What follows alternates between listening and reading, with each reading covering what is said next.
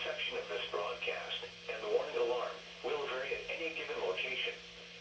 This variability, normally more noticeable at greater distances from the transmitter, may occur even though you are using a good quality receiver in perfect working order.